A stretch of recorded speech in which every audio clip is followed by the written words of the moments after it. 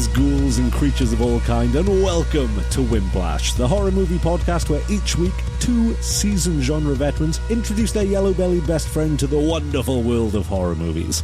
I am one of your hosts. My name is Zach, and with me, as ever, I am joined by a man who, if you squint hard enough, you can see stood naked outside your house. It's horror movie aficionado, John Grizzly. Hello everybody, and hail Pieman to you all. Hail Pieman, how are you this fine evening? Well, simple Grizzly met a Pieman on his way to school, and he's had a nice big tea and he's happy. How are you? Oh, I'm all the better to hear that you've had the right food this time. The right food makes for a good podcast, I find. Right food for a strong boy. We are also joined, as ever, by a man who kind of looks like a smiling Duke Nukem with no sunglasses on.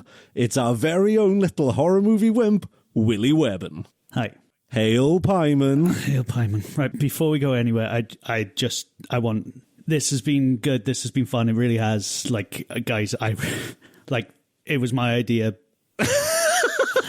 But this... Did we do it? Are you okay? I don't know if... Oh, fuck it. Episode 10. Well done. We made it this far. We're not changing it. But fuck me, boys. Sorry, I went really loud there. Jesus Christ. What the fuck is that? Did you enjoy? Shut up. Let's go.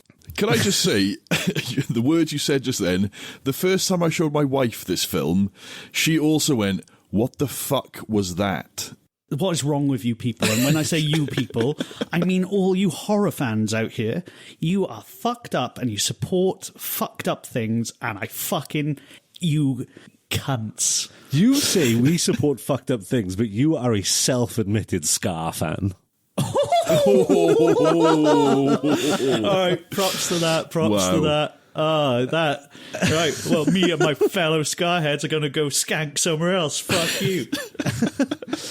So, for the new listeners, it isn't just bullying each other. Each week on Wimplash, we make Willy Webborn watch a movie chosen by the Movie Wheel of Doom, a comprehensive list of the best and worst horror movies we could think of at the time. He's not allowed to do any form of research prior to watching the movie, and he's got to watch it with the lights off. Then, we sit him down for a rambling conversation about said film and the effect it had on him. Horror movies, especially ones like this one, deal in really heavy themes, and we will be talking about them.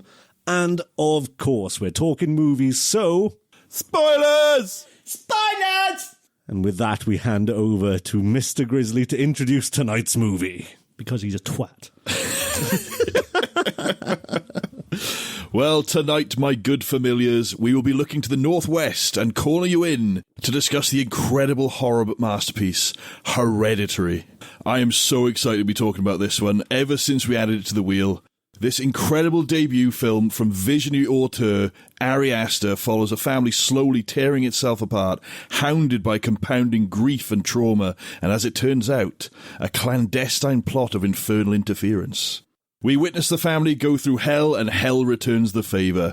I hold this film in such incredibly high esteem. Every performance is superb. Gabriel Byrne, Alex Wolff, Millie Shapiro, also in her film debut, and of course the incredible Toni Collette. From Muriel's wedding to Muriel's beheading, I love this film. I believe it's a masterpiece, and I'm so sorry to put you through this, Willie. First of all, hail Pieman. How did you find the film? Fuck off. As I've alluded, this 2-hour-long film, 2 hours too long of a film, took me 3 hours to get through in darkness because I had to take breathers.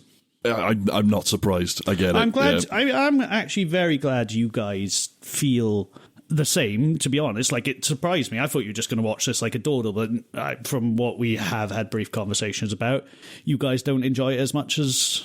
I fucking absolutely adore the movie. However, I watched it when it first came out and adored it, but it felt daunting for me to come back and watch. This is the second time I've seen it, and it's the first time not only I had that trepidation in a while of being like, oh, I don't want to watch this spooky film because of how it's going to make me feel. But I shit you not, I woke up in the middle of the night last night after watching the movie and had the thought, what if you look over and there's a naked cultist in the corner of the room? I was in the other corner, sorry. Ah, fuck. I was behind your bedpost trying to reach my hands through. Come here. Give me the head. That was before we went to sleep. I like to give him kisses on the top of his head. But yeah, I get it. This film is fucking heavy. It is super, just not in subject matter, but in tone. Oh, absolutely. We have a lot to talk about, though. Grizzly, where do you want to jump into this? Let's go with the scares. I mean, I want to know, because there were so many, and there's so many different and varied ways that this could affect you. What do you think was the worst and most horrible? Actually, you said you had to pause a few times, so take us through each pause you had to take. Well, this one, I did the first one, right, that I didn't pause for, but it's a sensation I've never had before. Have you I ever... had an erection while crying. It's not the first time for that, you prick. Fuck off. That happened. Shut up. We're back to therapy again, aren't we? Yeah, erections while crying and all that. Right. The first one was, and it, you know, when she's in her model room and she turns off the light and she looks to the corner and there's just the... Mummy dearest. The shape of her mum. And I had a chill that went through, not my diaphragm, just a bit below, like kind of in my belly, and I had a shudder through that, and I don't know how to explain that feeling, but I was that scared that I actually had, like, shakes in my belly. You were, like, milliseconds away from being shit your pants scared. I am so proud of you. I'm so happy this affected you this way. Well, in that sense, like, I was half expecting, Grizz, you asked me, I thought Zach was going to address me as the turd in his trousers. Because I would be the scared turd coming out of his. Oh, Zach, we should reveal, actually, before we go any further, I did play a little game with Webbs. You know, you introduce us at the start of every episode with a nice topical reference. Yes. We were trying to work out what you might refer to us as for these films. Yeah, mine was, I thought you were going to refer to me as the turd in your pants, not as some Duke Nukem without glasses, which I don't mind. Which Love is pretty Duke good. Nukem on the PC. Yeah. I was going to say, did you guys get that reference, though? Because I wrote that last minute. That character was my favourite character in the whole goddamn film. Wait, from the funeral in the beginning. The guy smiling at Charlie in the funeral, who's also then in the room just before the Tony Collette jump scare of the century. Guys, fuck. Yeah, we'll go back into scares after Grizz. What you got for him? What did you think? I thought you were going to make a pun to do with pies and Paimon, just as I did at the start of the episode. I was working on one, but I couldn't break the joke. I had something along the lines of his deep-filled hatred for humanity means he rubs shoulders with the upper crust of Hell's Legion. Hail Paimon! Good. Oh, I could see where you were going with it. Good, good. For the naives out there, aka me, what are you on about Paimon? Paimon is the name of the entity that is being passed through the family to get to Peter. The 8th King of Hell. He's the 8th King of Hell. He's not the God of Mischief. No, that's Loki. In the book, he refers to as like the God of Mischief. It's the same one, Paimon. Paimon is this deity that is... The flashes of light you see throughout the film is Paimon as well. So this is why this film works really well on a second watch, because as you are feeling, Willy, it's a film that just kind of takes a lot of radical left turns plot-wise, from being like a family drama to a beheading drama to a ghost drama to a cult film. Yeah. Second watch, you just see everything for what it is. It's so fucking telegraphed what the story is, which actually reminds me there is, may I, official council of the Wimplash, put a motion forward to see if we can vote on. I think I know what this is, yes, and I already agree if it is. Go on. New bingo call. Oh. A teacher in a lesson giving away the themes of the movie. Yeah, yes, I agree. What did I miss? At the beginning, the first lesson that you see Peter in, they are discussing Greek literature, and I think it's Heracles, and he says that the character is blind to all of the obvious signs that are laid out in front of him, and therefore, is he a sympathetic character? Yeah, he has no agency, all these things, he's kind of on rails for what's going to happen to him. Yeah, we can play that as bingo, but you'll have to point it out if it happens, because I'm quite naive to this, because I am shit in my fucking pants. It happens in Pulse as well, I'm pretty sure.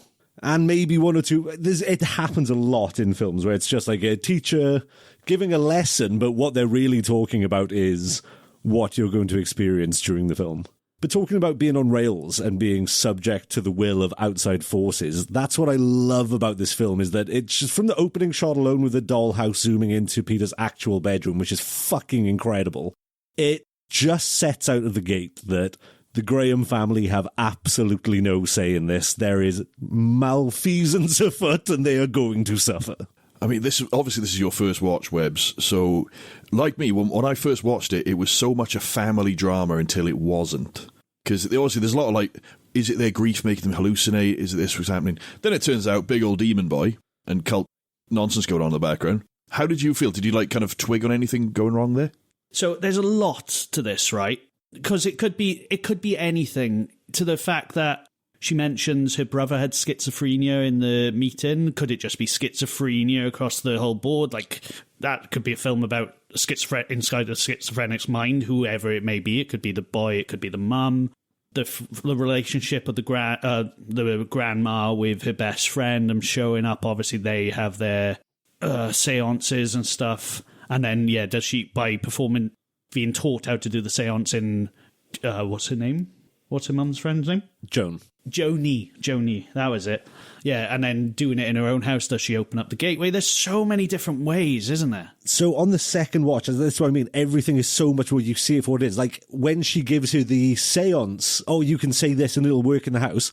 I read that on this one, is that she is just giving her the incantation she needs to say to invite Paimon into their house. Yeah, that's what I got from it.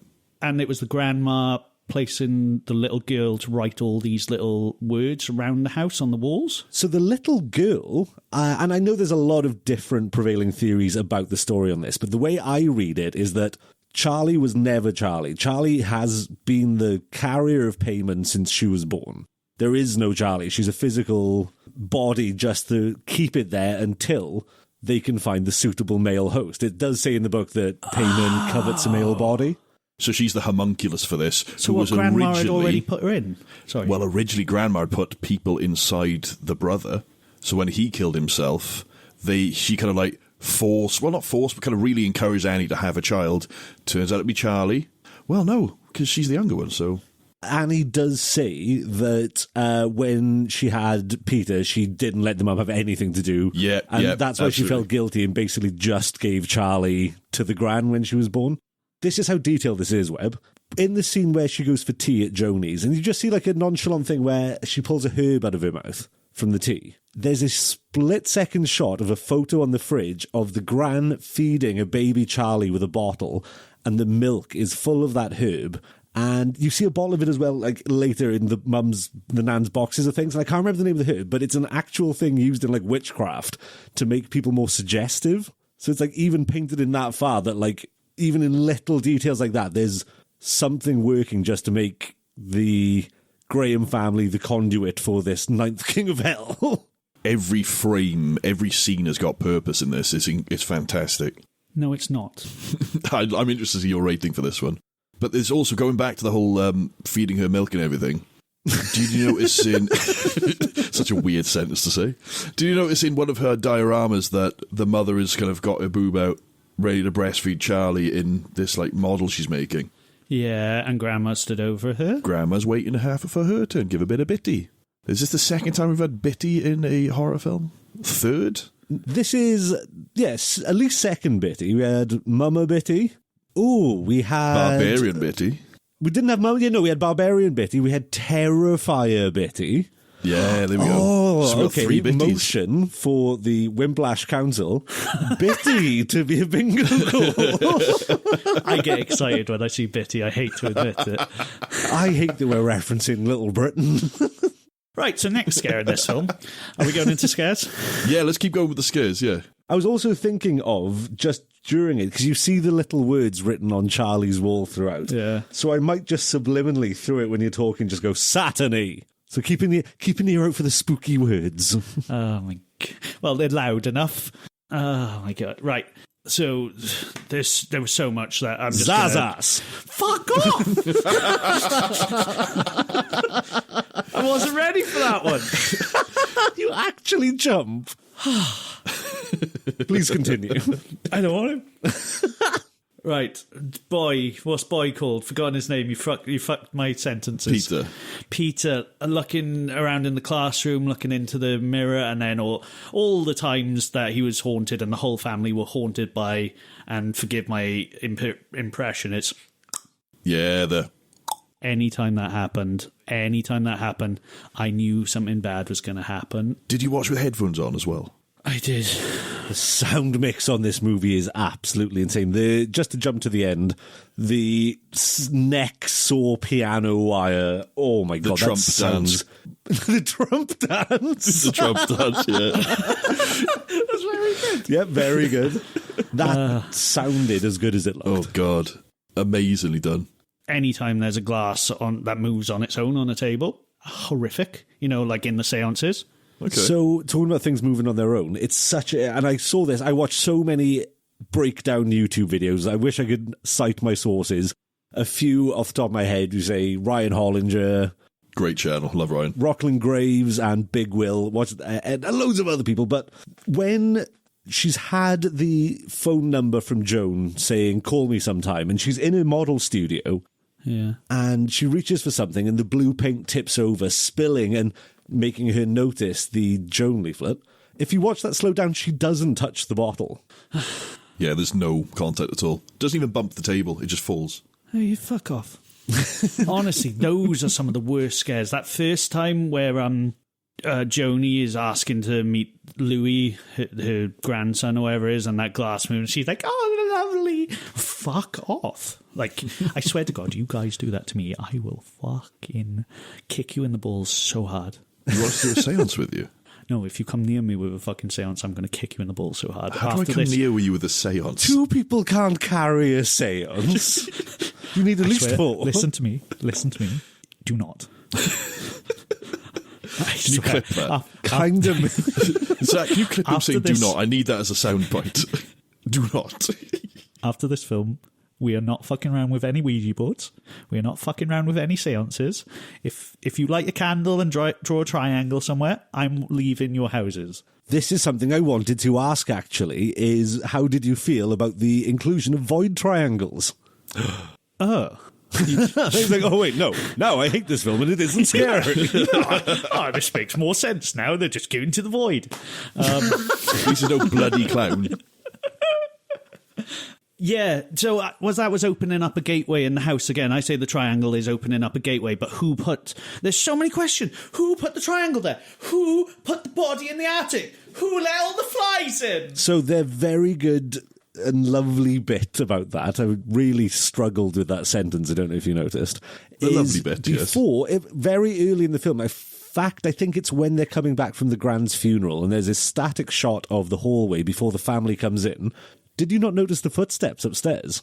Yeah. The cultists have been in the house the entire time. There's a scene where Peter takes a bong rip out his bedroom window, blows the smoke out, and if you look, he's blowing the smoke out there, but there's breath coming there. There's someone in the dark just watching him doing it. You fucks. They've been there the whole time. Why? They let the flies in. They let the dogs out. Who? All right, so going back to the moving glass and me saying, don't you frickin' dare. Like, do Zach, not, yes. You do not. Zach, we've obviously spoken about you've had things in you with your mum, obviously. Can I ask, would you ever do something like this personally? Would you ever, like... I know it's been a long time, but would you try and summon, well, your mum, basically?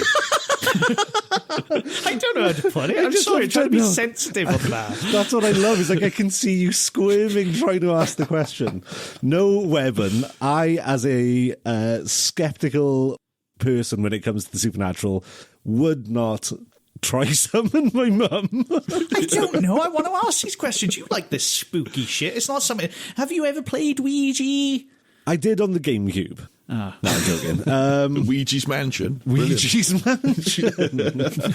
No, I really would like to. I genuinely would. As a skeptical person and as a very scared person, I think just for the channel, just for the YouTube channel, we should... I'm down. Just do spooky things and film them. You can do it without me, though, if you want. That's not funny if it's just the two of us going, oh, it's not working. Guys, no. You have my word, I would not move the glass myself. The glass would move itself. All right, let's talk about this film. Fuck you. Okay, so were you expecting Charlie's head to come flying off? All right, like this girl loves cake. Don't get me wrong. She loves cake, and she has a walnut allergy. That is pointed out, and then there's walnuts in the party, and you know where it's going. No one in the party helped this guy with his sister who's barely breathing. Like, no one's like, call an ambulance. You know what they call that in movie terms? What? Chekhov's anaphylaxis. Very good. And then, yeah, I honestly, on the way home, when she puts her head out the window, I'm like, they gotta get home or to the hospital fast. At no point did I expect there to be something in the road and her firmly, well, glonking her bonk off. Glonking her bonk off. She does thoroughly get a good glonking. She absolutely does. Based on a true story, by the way.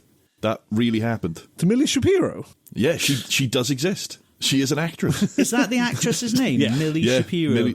She is fantastic. Fucking insanely good in this movie. Yeah, she's amazing. If you see the behind the scenes, but she's won a Tony when she was like 10 years old, so she is. Oh, really? She's got pedigree. Yeah, she played Matilda in the stage show and got, I think it was an honorary Tony she got for that.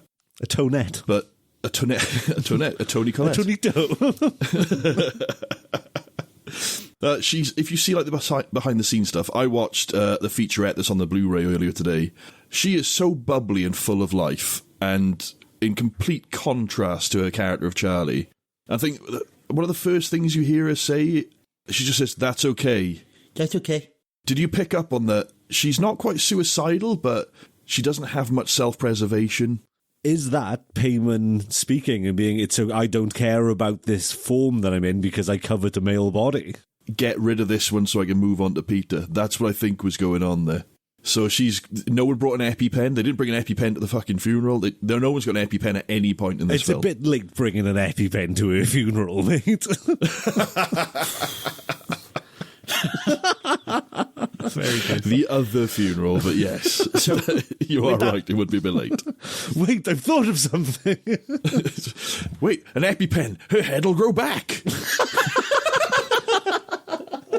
She's allergic to not having a head. The noise that it made when it hit the... Yeah, not the... It made the... No, not the... It made the... Fuck off. It sounded like someone dropped soaking wet Yellow Pages. Yeah, and then I can't remember her brother's name. Pizza, and then you just put yourself in that. Like, he didn't look behind the whole drive, right? He knows something bad happened, and he was just like, "I gotta go home. I gotta go home." That's the bit that is based on a true story. What? Someone just was like, "Something's happened." Someone drove very, very drunk. I didn't find the name. I was trying to look it up, but there's a story of this in, I think it was Georgia in America somewhere. Very, very drunk. Drove home. His friend was about to spew. Head out the car. Oh! Doesn't hit a telegraph pole, but the guide rope of one. So that's more of an old piano wiring. Oh, that'll just go through like butter. Bonk, glonked all over again. Drives home, pissed as fuck. Leaves the body in the car. Doesn't notice his mate's head's gone. Goes to sleep. Oh. And then ants. Tony Collette wakes up in the morning. That's the fucking scene, though, is when Alex Wolff is lying there perfectly still with his eyes open, just hearing his mum going, "I'm just going to go get some more art supplies, I'll be back now," and discovering her daughter's decapitated body in the back of the car. It is... I'm getting chills now. Honestly, I am furious that Toni Collette got, like, nothing for this movie, awards-wise. No awards. She deserves everything for this. I mean, she deserves a fucking Tony, and it's a film, not a fucking musical. Don't get me wrong, the acting's great, but nothing like this should be awarded.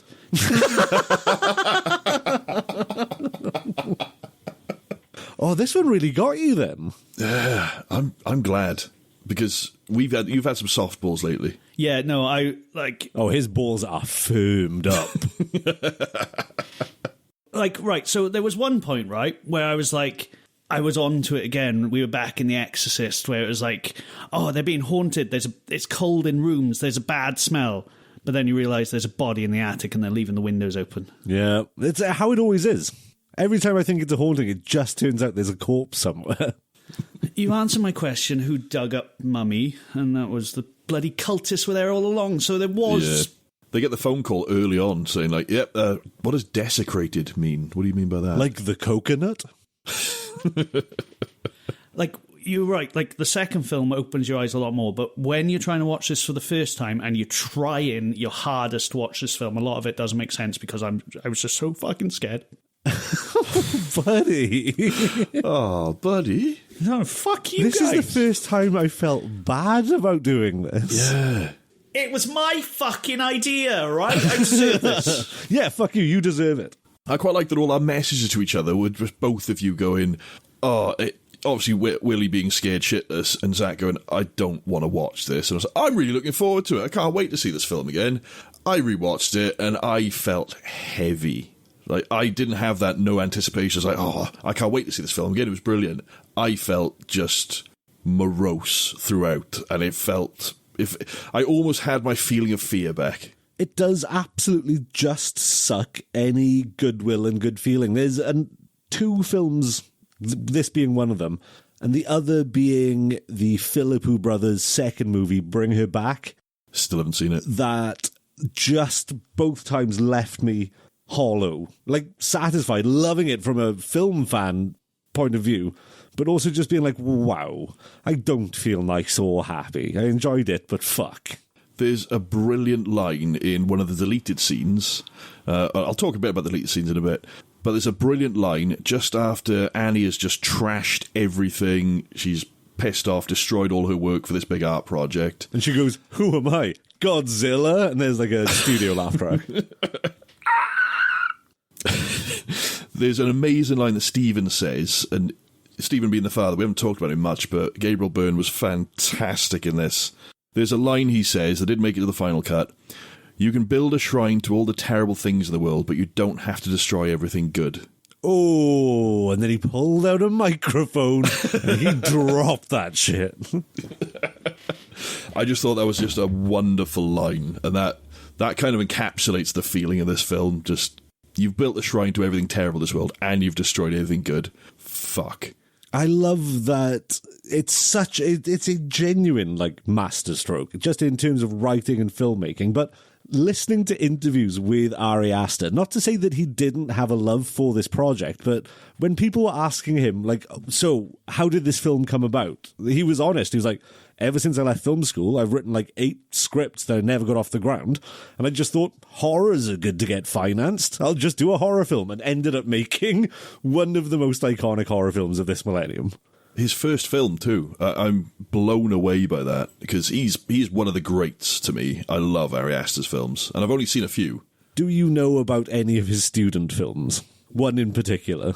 I don't know which one you're talking about, so I'm just going to say no. So one of his student films, and I haven't seen this, but I've only ever heard about it, a film called The Strange Thing About the Johnsons.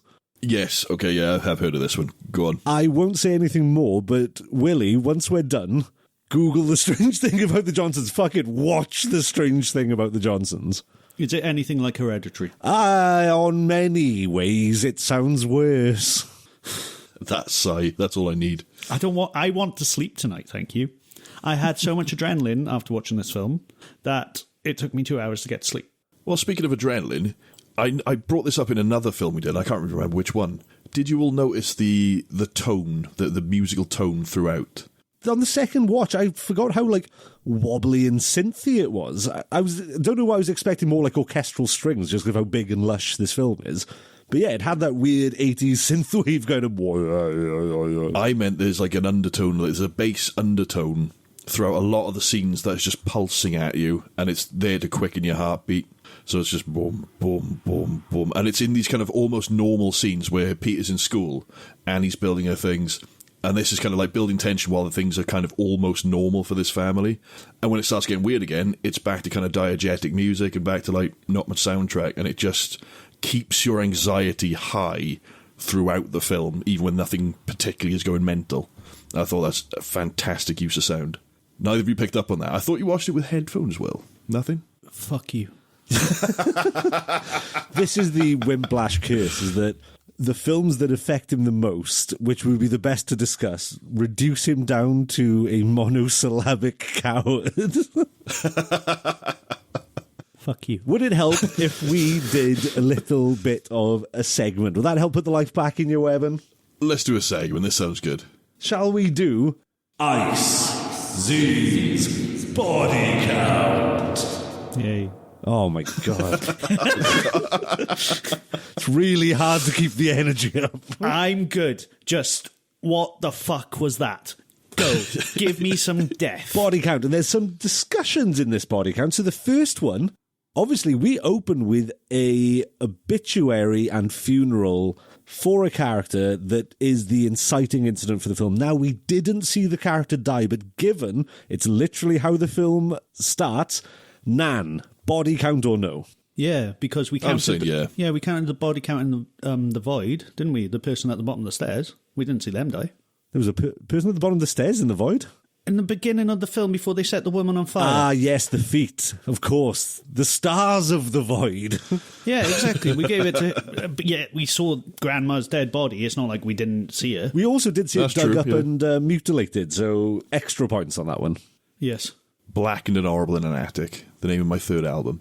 Armpits all full of maggots. Did you notice that when she's bent over at the end of the altar, where they've moved her limbs, they obviously have, like, the skin's cracked and it's just full of maggots. It's, oh. Brilliantly done. Again, brilliantly done.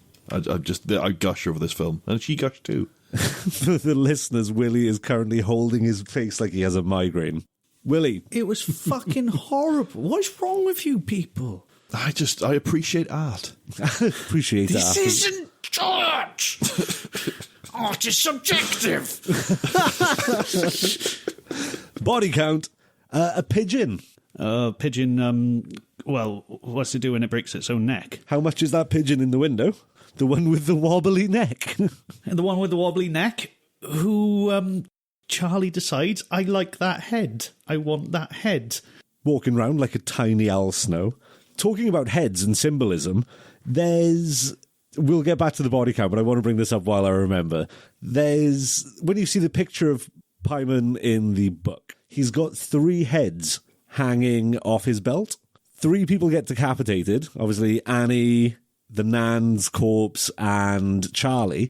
The first scene where you pan into Peter's bedroom, Willy, there's 3 hats hanging next to the bed, all of which are the colours that you see the individual characters wearing throughout the film. And after Charlie dies, there's 2 hats hanging up there. This is why I love doing this podcast, even though that was one of the most horrific things I've ever seen, for the little details. These little details make the film, probably makes me give it a better rating at the end, because there's so many of the... If the person writing the film has these thoughts of, like, every little detail, that makes a film. He is meticulous, Ari Aster. The I don't cast like have him. even said, I love him. The cast have said he's the most prepared director they've ever worked with. He had every scene, every shot listed out ready 2 years before they even started the film. He knew exactly what he was doing. He's so meticulous in knowing what he wants, Webborn. Would you believe me if I told you that that's not a house? That was an entire set built just so that they'd have the opportunity. If they wanted to film a room a certain way, they could just remove a wall and film it that way. So everything you see inside that house is on a soundstage. And not just that, they had to make sure that the miniatures that were built by Annie matched the house exactly so they could get those shots. Like that amazing shot where Peter Gabriel? Yes. Gabriel Byrne walks in. That's in the deleted scenes. You see Annie start smashing up the things, and then Peter Gabriel comes in with his sledgehammer and starts smashing up an even smaller sledgehammer. Do we know... Right, can we come back to models? Tell me more about death. I'm sick of it. Body count. Steve got burned. Good dad. Can we take a moment He's to a talk good about dad. Steve? I think we should now. Amazing. Such a sympathetic character too, because he's the logic in this insanity. Is he, though? Yes, he is. No, because he keeps going back to that fucking house. I know it's a nice big house and it's his house, but the first time when the mum wakes up, or she's strangling her son, or the sleepwalking, nearly setting her children on fire before, I don't know, this is a tough question. if my wife or your wives did this to your cats, what would you do? If your wife strangles my cats... No, but let's set them on fire. Would you not leave? Would you not go there? And would you not go back? Why do you keep going back? They just don't need to. This is something. Ari Aster had comprehensive and very detailed backstories for every single character. I don't think it's ever explicitly stated in the film or even the deleted scenes. Stephen and Annie got together while he was her therapist, going through all the trauma from her mother. So he would stay. He's helped fixing her and fix her. That's why at the end he has such a big emotional, you're sick, you need help kind of moment, because he's literally this final straw after all these years of he quote unquote fixed her. They had the lovely, say, 16 years leading up to that. Obviously there's probably trials along the way when she, as you so rightly pointed out, tried to burn the children. But it's all coming to a head. All of this life he built. Coming to a head. That he... I was about to... It's good, because I was about to make an even worse joke and say this life he built went up in smoke. Both good jokes. But he's totally the audience surrogate. Yeah. He's just like the straight man, pair of eyes, witnessing the calamity around him. When he breaks down and cries in the car... Oh, God. He nearly drives to the red light and then has a breakdown with his son with a broken nose in the background, yeah. I had an emotion when I saw that. One of them appeared before me, and I had an emotion for once. Did you have one of those crying boners? It was one of them. Even his reaction to the body in the attic, he screamed, right? He did scream. He went, Yeah. Ah! What the fuck is that? yeah, and then comes downstairs and he's like, "You're sick. You dug up the body." But he's trying to be there for her and his family and his son. Family and his son. When He's reduced to noises. We've done it. He's flustered. Body count. Annie cuts her own fucking head off. Trump dances to death. Trump danced to death. So that... wait, did you not miss one? Who did I miss? A little girl getting her head bonked off. Oh, shit. Oh, my God. We missed the most important one from the film. Yeah. Wow. Yes, I skipped past it. We have talked about it, but... Yeah. The... What do you call it? Glonkabonkification of Charlie's She got noggin. it glonked off, yeah. A masterstroke of head-pounding good times. Did you notice on the way to the party, though, Webb, and they drive past that pole, and it stops on a static shot of the pole in the middle of the camera, and the payment symbol is carved into it. Predestiny. This whole thing was written before it even happened. Do you want a little fact about that symbol, Webbs? Nope.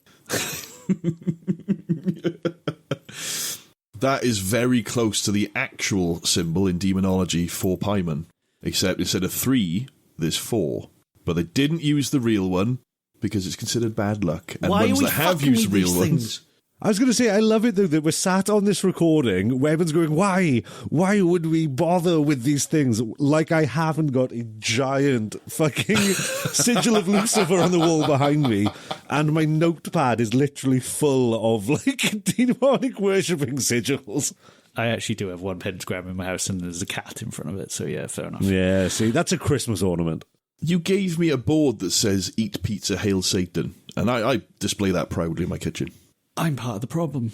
Body count, Annie gets her fucking head cut off. You said she used piano wire, because it was only in the second watch I noticed the piano being pushed over.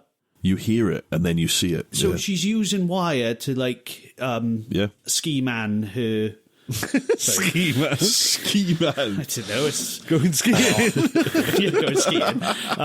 But she's doing that through her neck, because I was first watch, I haven't got all the way through the second watch because it was that bad, but I thought it was scissors going into her neck. It's not scissors then, is it? Because I was watching through, like, the smallest gaps. I was watching through scissors. It can't see. No, so what, she was using piano wire to decapitate her own head. I like in that one scene alone, though, you get a mother decapitation and a son defenestration. What? Defenestration means to throw out of a window. Oh, I forgot about that. How do you forget about that? That's when Paimon becomes... Oh! Yeah. Because so hard watching times that was. I had my headphones on and I had my phone in front of me, and the screen is about 4 inches away from my face. Can you imagine how intense You it watch is? this on your phone? You watch this on a phone? I'm going to decapitate you. You watch this on a phone? Yeah, what's wrong with that? It's closer than your fucking TVs. What is wrong with you? You have upset the ghost of David Lynch. Wait, what's the matter? What have I done? You watched Hereditary on a phone screen. Because it was the best thing to get close in my eyes. Stand up close to your TV. You guys, you don't say enough. I don't say You enough. said plenty. I'm going to give you my VR headset and you can have your own VR cinema to look at it through. Is that not a cinema having a phone? That's 2 not inches? cinema That's having not a phone. the same thing. Well, I'm sorry that I got scared either way. I'm sorry you did on a phone. Now, every time he answers a call, he goes, oh. You got to try this. I dare you. You dare us What, to watch watching a film on a phone? phone? Challenge accepted. Right. Any more deaths then or what? The death of cinema I've watched on fucking Oh, phone I'm screens. sorry that I'm doing my homework. Talking about doing your homework, if we're done with the body count, I think it's time we play maybe quite a brief game of Wimplash Bingo, do you say? And the music will go here. Wimplash Bingo. Hello and welcome to Wimplash Bingo. It's going to be a quick one this round. Basically, if you are new to Wimplash Bingo, the rules are simple. We have found common tropes throughout the films that we have watched so far. I'm going to read them out, and then the boys are going to give me a shout if they notice any of them, and then we can discuss. The first one being a woman not touching the ground. Ding, I saw one. I saw one. I saw it. I saw it. I saw a bird floating. So, talking about floating birds, let's have a quick convo then in regards to that third act with the giant the giant floating Toni Collette. Oh, fantastic. I mean, her floating about behind him was terrifying enough. Worse than that, even when he wakes up, first of all, did you notice her in the corner of the room? Just there, That waiting. was the most horrific. Fuck, that whole thing can go to fucking hell. Make her touch the floor. She tries to touch the floor, but she just ends up doing this weird little shimmy across the wall behind him. And then once her head's gone, she floats up to the greenhouse. She does float up to the treehouse. greenhouse. Did you notice, and I only noticed on this watch, when Peter has defenestrated himself, before the pieman light goes on him, you see the shadow of Annie's corpse float above him towards the greenhouse? Oh, yeah, the way it moves as well is so smooth, isn't it? It's not like it's being carried, it's just, here we go. Sorry, did we miss a death? No, oh my God, will you stop questioning the body count? What about the dog? Oh, Does the dog die? There's a part on the lawn, the dog's dead. yeah. You don't see it happen. The dog's just dead on the side. I completely missed that watching this yesterday. He does die, doesn't he, Grizz? He does, yeah. Ah, man. Yeah, so very sweet dog, but does die, so there is an extra body, so we're up to 6. Permission to address the Wimplash flaw. At this stage, do we need to put the dog dying as a bingo call? No, this isn't about bingo, this is ice body count. Bingo music is played, we're playing bingo. Oh, bingo, right, yeah, right. So we had a mum who didn't, a lady who didn't touch the floor. Spooky staircase. I think the closest we've got to a spooky staircase is the stairs leading up to, I think it's Charlie's room. Yeah, but you're not looking down the spooky staircase, you're looking up when the book is flipping, right? I would argue just because there's spookiness happening and there is stairs is not enough to warrant a spooky staircase. It's got to be like It's not, no. that shot of looking down and the trepidation of like, what's down there? Yeah, there was no point where I was expecting someone to come from underneath. So it turns out I've been missing things, so I may have missed this one. A bad time for a bath. No bath, I don't think. Yeah, no one did a wash. A hospital for sad people. Oh, no, that's a group meeting. And Yeah, there's a support There was a group for sad people. Support group for sad people. that's quite a good one. There was a community centre for sad people. Who Joni infiltrated. Another little fact, because I love telling you these because you will then once again start grabbing your face and quivering. When Toni Collette, Annie, first starts speaking at the first support meeting, when she sits down, the guy says, we've any new people who want to speak, and you see Joni instantly just look and stare at her out of anyone there until she speaks. So even like just little bits like that, like Joni was premeditating. She knew what she was doing. I want to come back and talk to Joni in a bit, but let's continue with the bingo first, because there's some things I want to say about Joni. She's fantastic again. Great performance. A gunky mum. Yeah. Yeah, Mum gets gunky in this one. What part did you think she was gunkiest at? At her very gunkiest. Probably when she's lost her fucking head, or when she's covered in lighter fluid. I'm not sure which. I would call that one, because she was a drippy mum at that I point. wouldn't class lighter fluid as gunk. It's quite viscous, is it not? Yeah, I thought it would be more like it would cut through gunk, if anything. Well, I suppose that's what it's for. Yeah. Lighter fluid is anti-gunk. Oh, she's a wet woman either way. But yeah, that's a 50-50 on the card call there. I would say gunky mum is when she's cut her own head off and she's covered in her own gunk. Or you could even go as far as saying the Nan's corpse was quite gunky. Maggoty Nan, a new one. Maggoty Margaret. Maggoty Mag. Maggoty Mag. Oh, God. A series of bastardly men. No, the best man. We got a whole bastard cult at play. Yeah, there's a load of them. There's a load of little willies hanging about. But there was isn't also women in that. It wasn't just bastardly men, it was bastardly people. The presence of bastardly women does not preclude the presence of bastardly men. If they're touching the floor, don't it cancel does. each other out. They were Yeah, that's what I mean. Your own rules. You've got to trust these ladies because they were earthbound the entire time. I don't think there was a series of bastardly men, do you? I would go as far as saying the cult counts as a series of bastardly men. They were very bastardly. Fine. Oh, he's getting sassy. No, I'm this is getting good. pissed. This was horrible. Keep going. Someone gets slipknotted. No slipknot in this one. There was a lot of scenes where Peter's eyes are scratched out of pictures, but it never actually happens to him. In the script, apparently there was a Peter eye gouge scene, but they decided it was too gratuitous, and that's why you do see a lot about him losing his eyes. And again, it ties into another lesson the teacher was saying. Because isn't he talking about Oedipus in that one? And I'm pretty sure as part of that story, towards the end, Oedipus gouges his own eyes out. He gets all eyeless. Yeah. So that was like another Slipknot song. Another little play on it, but unfortunately that got cut out. And this is a controversial one to end the bingo. Did we get someone having their head keithed off? Well, Annie is keithing her head into that attic door, but it's never fully keithed in, though. But Charlie's head is keithed in by a telegraph. This is what I mean. Did keithed off? Yeah, if it comes off, is it still keithed in or is it keithed off? Well, there's a big indent in the face after it's on the floor. You can see her whole face is busted up. It was still on the head when it first got keithed, but then it landed on the floor. What are these sentences? What are we doing? It was still on the head when the keithing began on the body. So you're saying it touched the floor pre-keithed? Yeah, so it was keithed when it was still on the body. Okay. So a keithing is the same rules as a keepy-uppies, then? Keithy-uppy. Keithy-uppies. One of the scariest parts was when Peter tried to keith his own head in the classroom. You know, he goes all mangled, puts his hand in the air, and then... That was a great bit. He looks horrendous in that part, and everyone's looking. And then he just slams his head. Does he do it twice? Yeah. Or is it literally... He does it once, and he's back up, and then he does it the second time and comes out and just... Alex Wolff, fucking hats off to the guy. All three hats off to him. What else has he been in? Sorry, guys.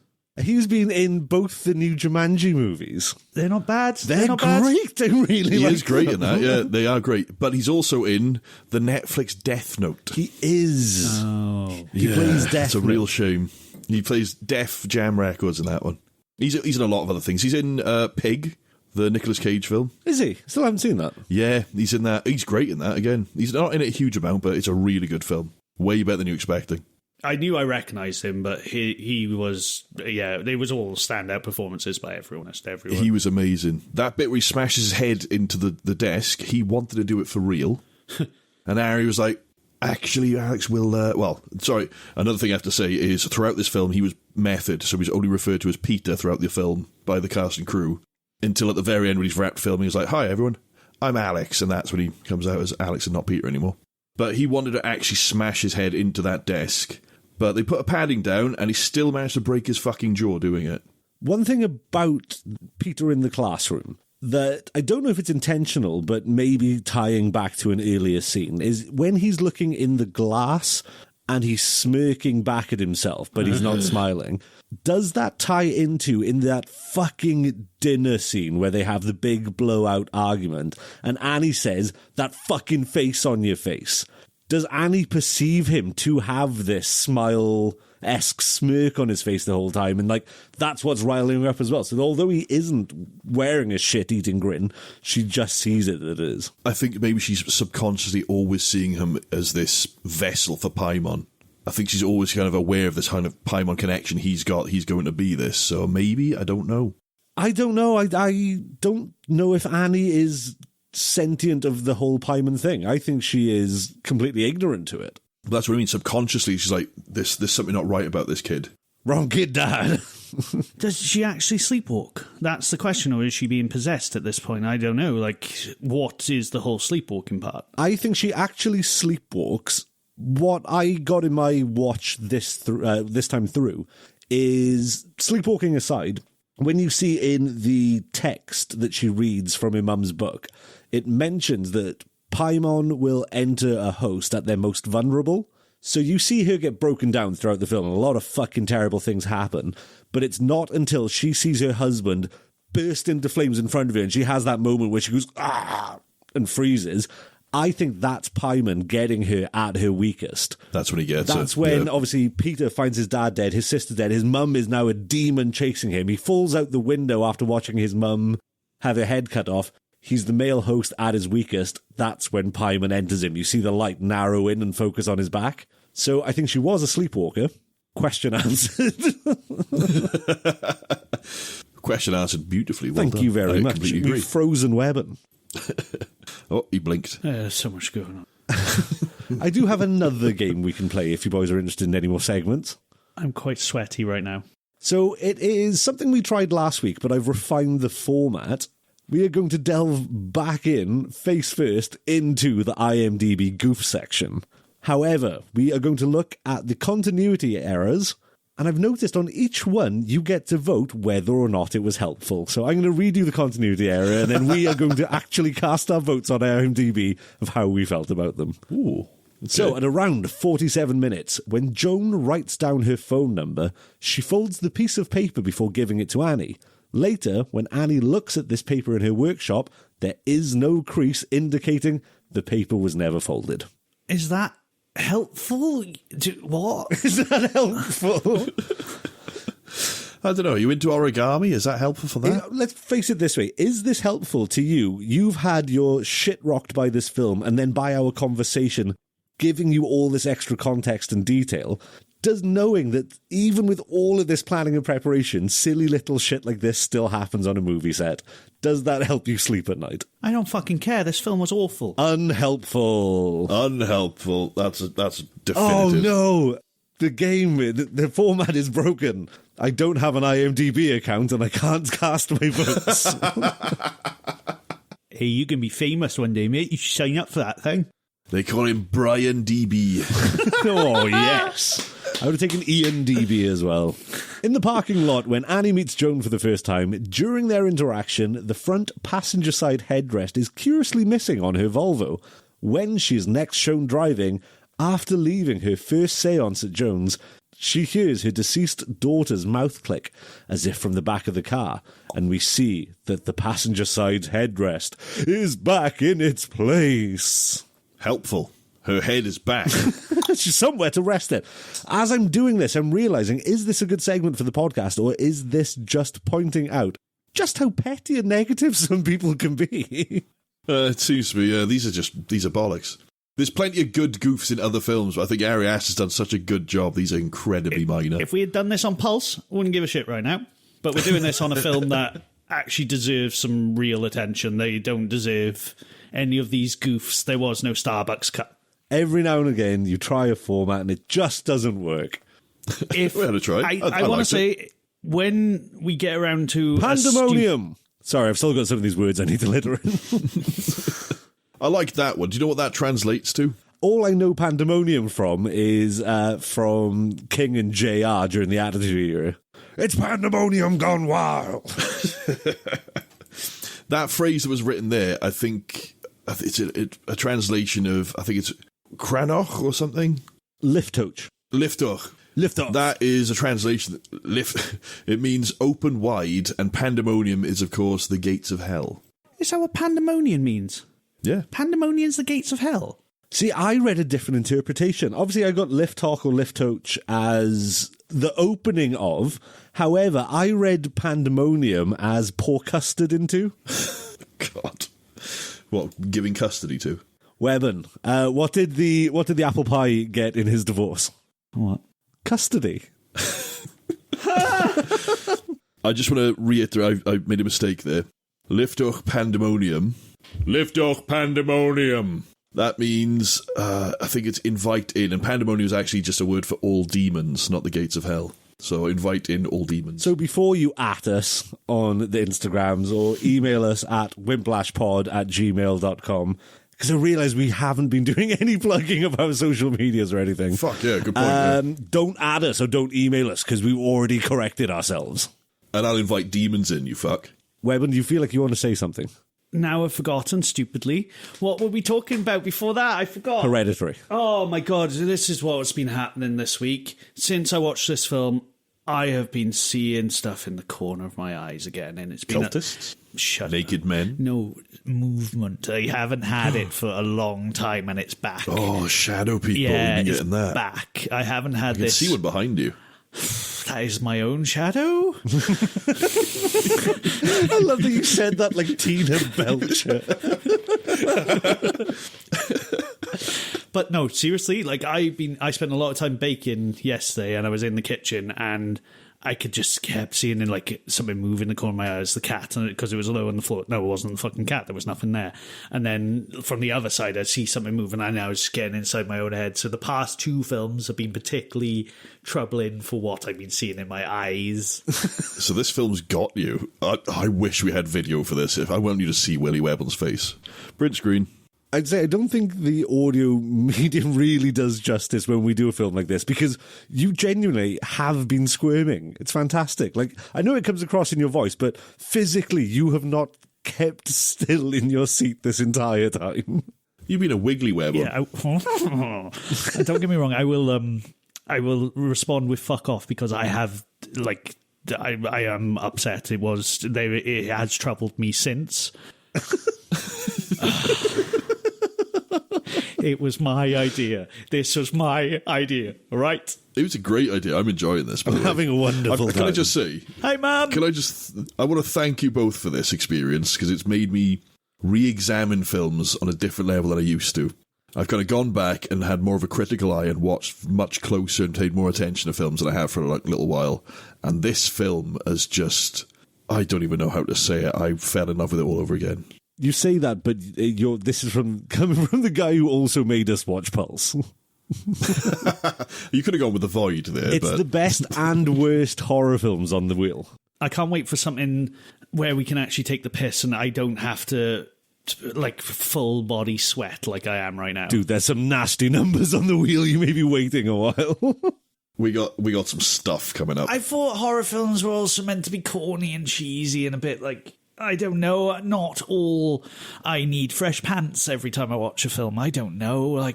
I'll pepper in some 80s schlock onto the wheel for you. Thank you. You know I give respect for those. You do like the schlock, I'll give you that. And we just had this fucking thing and The Conjuring before this. What the fuck is wrong with you people? You people are the horror films fans, by the way. One of the worst... I said about the body, the belly shudder. Mm-hmm. The full body shudder was when Peter wakes up in his room and he sees his sister, or he hears his sister first do the noise, Grizz. And then he looks over and he says, Charlie?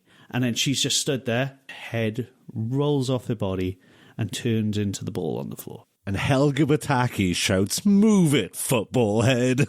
Oh, yes, a Hey Arnold quote. I was waiting for a Hey Arnold reference. I love him. Any opportunity to get Helga Pataki into the podcast. And Helga followed with him. What's wrong with you guys? Why aren't you scared? Hey Arnold's great. How dare you? No, I said at the beginning, this film does scare me. It's the first time in a while that I, too, woke up in the middle of the night having spooky, scary thoughts about the movie I watched. There's no denying this is a fucking scary movie. Okay, good. Going back to our first episode, we both said, like, we're kind of jealous of you being able to be affected by these films because we both kind of lost that being big hard boys. This one kind of brought that back a little bit, and I've got a little heart murmur going on for it. No, that's something That's else. cholesterol. That's something that's your much age. scarier.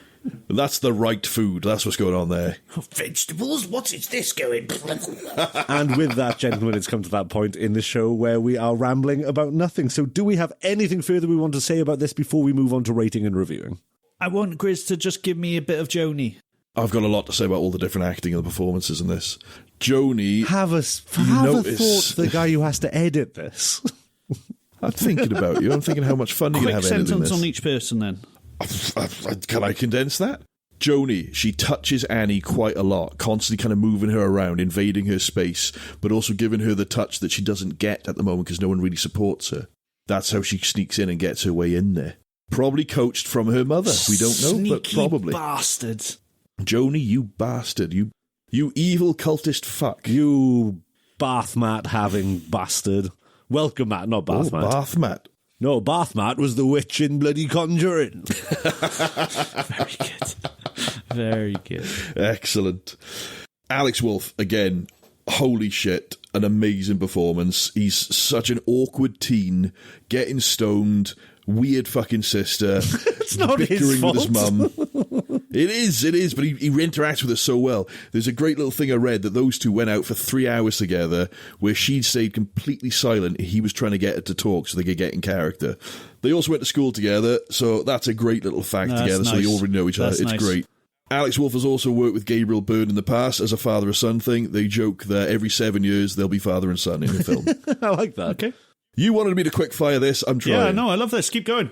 Millie Shapiro, once again, played Charlie. Oh my God, what a performance. Sorry, just to interrupt. Have we just come up with your first segment, Grizzly's Loads of Facts? Quick shot bullshit. I appreciate it. It gives a rundown. It's the synopsis? No? What's the word? No. Conclusion? Summary? Summary! It's not even it's not very summary, because mid-summary, my family. Ari Aster's next film. Millie Shapiro. Millie Shapiro, what can I say about this? She's so unnerving. Seeing her from behind the scenes, like I mentioned earlier, she is not like this at all. She changes completely. What I saw, I think, Ari Aster say because she's had a Tony from playing musical theatre, she, at the end of every scene, just, okay, and cut. Okay, that was it done. And she's back to being Millie Shapiro. She just switches on a dime, and it's incredible. This would mean, especially for someone her age as well, because you think, like, in a demanding role like that, it can take the toll on someone. Like, I'm blanking on her name, in The Shining. Shelley Duvall. That is a little bit of Kubrick being an absolute fucking psychopath. Okay, yeah, this is what I mean. Ari Aster seems like a really nice bloke, so he was probably really supportive on set. He wasn't as fucking mental as Kubrick was. Grizz, more people. Hit me. You've missed some. How can we not talk about Toni Collette? Standout performance. Everybody knows just how incredible she is in this film. Her kind of playing this kind of checked out, damaged mother who is just sick of her teenage son's bullshit, but also having dealt with her overbearing mother, her weird daughter, and a fucking satanic cult going on. She plays it to perfection. The highs, the lows, the frantic energy she brings to this role. She told her agent she's done too many serious roles, too much hard-hitting stuff, and only wants to do comedies for a bit. Then she read the script for this and dived straight in with 2 feet. Hats off, props to her, incredible performance. I didn't realise she was the first actor to sign on. Before anyone else came on, she read it and was like, right, I'm fucking in on this. And that's what gave Ari Aster that extra kind of weight as a filmmaker, making his debut film. Everyone's like, wait a second, A24 have pre-purchased the movie, because they normally just like will distribute already made films, but they like finance this. And Toni Collette signed on fucking sight unseen. So I think that really bolstered him to be able to make this fucking cast as incredible as it is. Absolutely. And she really brought everything to this role. It was amazing to see. One last person I want to reference. I've also got one other point I've got in my notes I haven't brought up at all. Yeah, go on. I'll get to that. Go on. Colin Stetson. Is he the husband? No, that's Gabriel Byrne. Have we spoken about Gabriel Byrne? Haven't. No, we haven't. Gabriel Byrne. Oh my god! Fuck. Am I supposed to be good at this? The 10 episodes in, I don't think I am. I just told you have to tell me quick sentences, and now I'm expecting you to be good at it. Gabriel Byrne. Holy shit. Incredible performance again. He's a veteran of the scene. He's amazing in everything I've seen him in, but this has got to be probably the most human I've ever seen him. He plays the kind of put upon dad so well. Have you seen him in Vikings? I haven't watched all of Vikings, no. I loved him in Ghost Ship. Ghost Ship. Oh, don't. Well, that might go That's on the wheel. going on the We're wheel. adding shit ones. That's going on. That's a good shit. Really one. cool fact, though. Ghost shit. Gabriel Byrne gets burned. Did you know there's a deleted scene where Tony Colletted nearly got Colletted? Alex Wolff got Alex Wolff. Wolff. And Millie Shapiro is mauled by a right-wing pundit. Colin Stetson did the music for the film. You might have seen it in memes. You know, I'm getting with the kids here. That music at the end, the coronation scene, where up in the treehouse, which also leads to my other point. Colin Stetson is an avant-garde saxophonist. Ari Aster was listening to his music while writing the script for this, and he decided, I have to get this guy in to do the composition, and he's done an incredible job. Yeah, fair play. As I say, the whole sound to this movie, both the Foley and the music, do so much to bolster the overall feeling of fucking dread. Not that it needs any fucking help, to be honest. No, it didn't need any extra. It's a film that starts with an obituary and somehow gets sadder. Well, it also starts with a shot of the treehouse, and that's also where it ends. Mirroring, Zach. You love a bit of wanky mirroring. Also, given Good work. that is a set, that is CGI'd in. The window with the treehouse is all, yeah, it's all CGI'd. I did not know that. Brilliant. I don't want a treehouse now. I've always wanted a treehouse, and now I don't want one anymore. I'll build you one with a corpse in it. Oh, quite literal treehouse of terror. We got to end on that. Well done. Treehouse of Terror. You got that in there. Well done. So, what we do at this stage in the podcast is we rate and review this movie on two different scales. First of all, scariness out of 10, and then overall movie enjoyment out of 10. We will go Willy Webborn, Grizzly, then me. Willy Webborn, the floor is yours. How scary did you find this movie? 10. Really? You found it. Yes, we've hit our first fucking 10. Episode 10, first 10. It was bound to happen. 10 out of 10. Honestly, as I've said once, a 2-hour film took me 3 hours because I physically couldn't watch this. If I had seen this in the cinema, I don't think I would have lasted the whole film. I don't think I would have seen the whole film. Was your arm getting tired holding the phone? My eyes were starting to hurt because I was squinting so much trying to what... Tiny screen pixels, I got Fuck you! Anyway, this... Problem is, he watched it with a selfie stick, so it was on his phone, but it was all the way over there. Sorry, you were being a massive wimp. Cunts.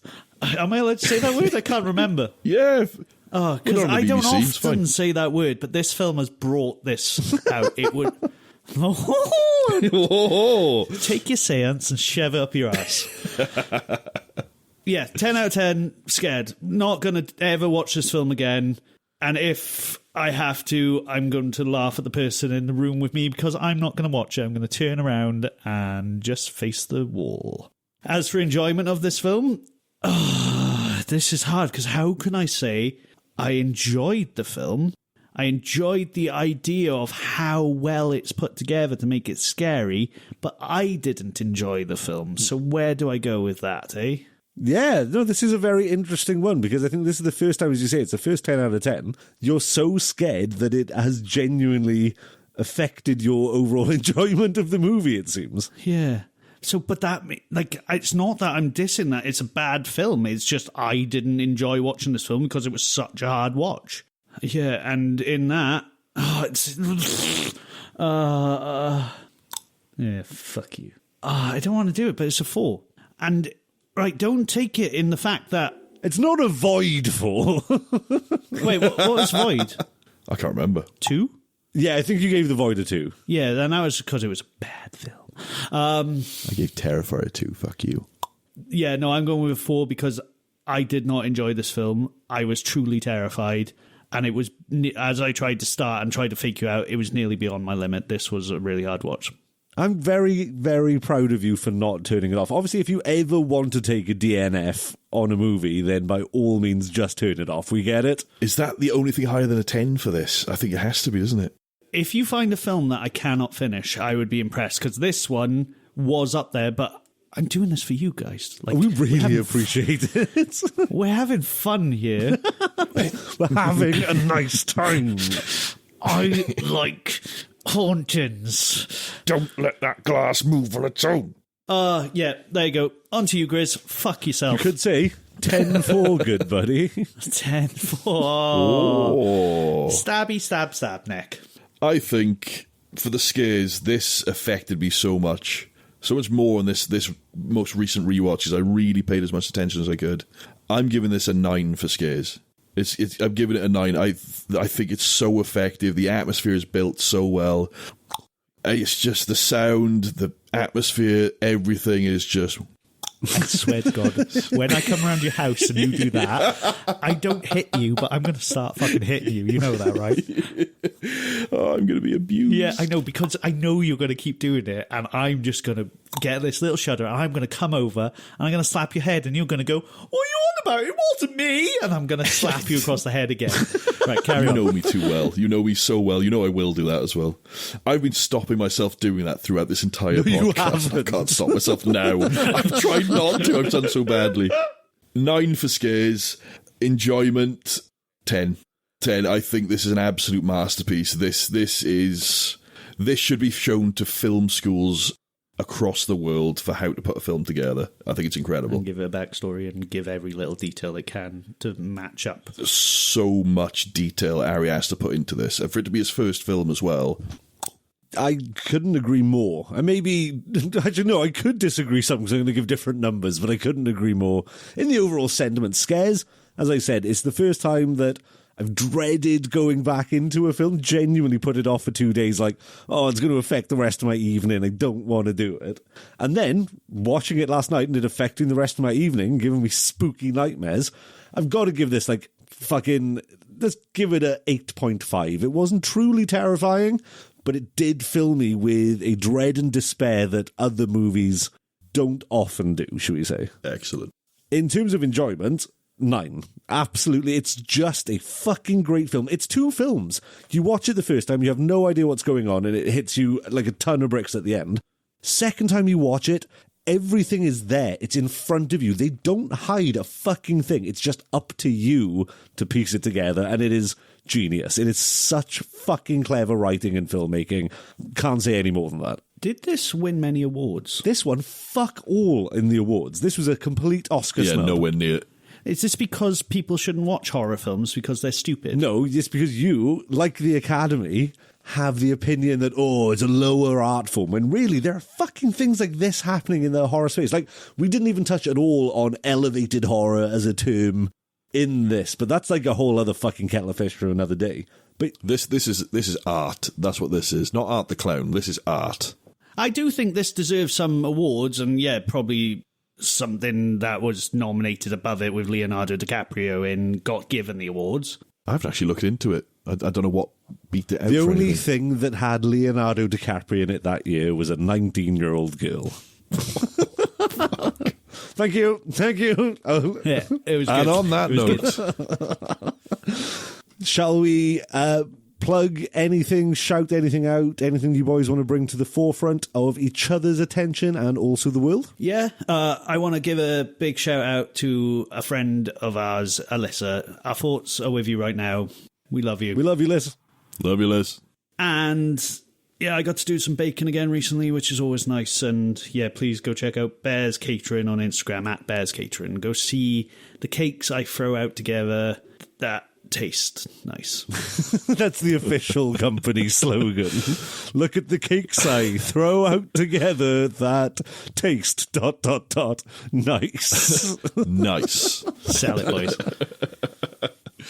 I'd like to shout out our own Instagram page, because I've been following this. I'm not in on Instagram very much, other than to send people complete nonsense and ruin their algorithms. I'm very good at that. But I've been following what you've been doing, Willy, and I am blown away. You've done a great job. I love the stuff you've been putting out. I love the stuff I've been sending you. I love the stuff Zach's been sending you. I think we're doing a good job. Follow us, Wimplash Pod, on Instagram. Just check it out. Give us a follow. And on the same note, I will say, if you are enjoying, just do us one thing. 2 things. Do us 3 things and probably give us some money. No, just tell someone. If there is someone who you think will like this, just give them a nudge. Hey, I found this fucking great podcast. It's got 3 Welsh hunks who are really right about everything all the time and funny and smell nice. Give it a listen. If you have the opportunity to subscribe somewhere, fucking subscribe somewhere. If you want to rate and review, just help spread the Wimp word. We've not been very good on episode of plug in our own stuff. We normally end up just talking about Spider-Man 2. No, but we don't go into this thinking let's push ourselves. No, we're having fun. We're watching really scary films, some of them. And yeah, this has just been perfect for that. It has been a very lovely time, but talking about watching scary films, let us find out what we are subjecting you to next week, a wimpy friend of mine. Please be something easier. Oh, don't you worry. I've got a little something extra I need to add, and that is the Webborn pick. Yeah, right. We have decided on something now, and we're going to figure this out as time goes on, but there is one on the wheel that is my pick. When that comes in, I will give you the full rundown of what that means, but it changes things up a little. Okay, so I'm completely ignorant to what that means. So we're all going to, listeners and me and Grizz alike, are going to find out what a Webborn pick means. Oh, didn't I explain the other day? I don't fucking listen to you. Pick a Willy. Pick a Willy. All right. Stop shouting that. You shouting it in the middle of the room, and I don't know what people meant. Pick a Willy. Oh, leave Sal alone. He's asleep. So you have a 1 in 11 chance of this being a Willy Webborn pick. So let's give it a try. Spinny spin. Oh, it's one I haven't seen before. I guess that means when evil... It is. Do you know what it is? What the 2 words I've just said? I'm going to say, when evil lurks. That's right. When Evil Lurks is next week's film. Now, Webborn, please, give us a sentence of what you think this film will entail. We forgot about that earlier on in the episode, didn't we? Oh, we did, didn't we? Shall I read it out now? I'll tell you what it was. There's something in the genes. There is something in the genes. And was there something in the genes? I don't know. Paimon was in the genes. All right, so what's this called? When evil lurks. Evil things close to the floor. No, just a lurking little evil close to the floor. A little bit of evil, just limboing its way towards you. Towards, I just said. Towards. That would be terrifying, wouldn't it? Like a limboing evil. No, we've had that. It was the Wandering Wig from Mama. Talking of the Wandering Wig, you know what it reminded me of earlier I was thinking about? Snake's hair in that Treehouse of Horror episode when Homer has the hair transplant. That's a Wandering Wig. Fuck yeah. Oh, I forgot about that. Brilliant. Another Treehouse of Horror reference. We need to end on that, don't we? Why? Because that's the new code word to end. No, it's not. Bye!